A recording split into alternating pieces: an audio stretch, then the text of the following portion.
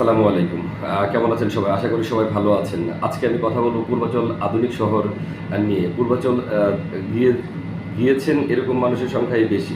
আমার মনে হয় সবাই কম বেশি পূর্বাচল আধুনিক যে শহরটা হয়েছে সেই শহরে আপনারা গিয়েছেন ঘোরার জন্য। যেটাকে আপনারা ৩০০ ফিট হিসেবে চিনেন। সেখানে হচ্ছে ৬,১৫০ একর জমির উপর আসলে পূর্বাচলটা আ আ তৈরি হয়েছে। যেখানে ৩০টি সেক্টর আছে এবং ২৬,২১৩টি আবাসিক প্লট আছে।